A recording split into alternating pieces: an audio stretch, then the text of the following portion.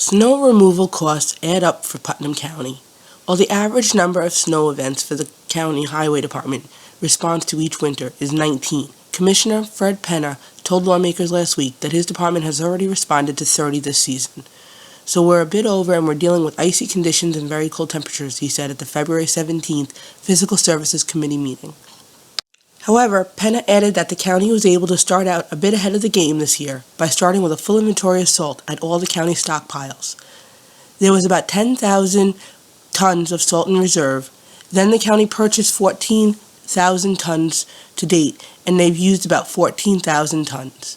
So there is about 10,000 tons in reserve at this point. Penna said that while the Putnam is on track with what they normally use per storm, it is a toss-up whether or not they'll be able to keep it going to the end of the budget cycle, which will include November and December of next year.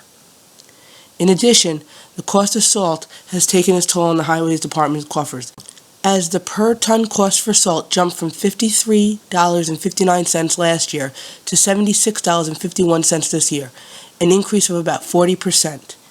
In addition, the county's highway department has already used about 60% of its overtime budget within the first 2 months of this year.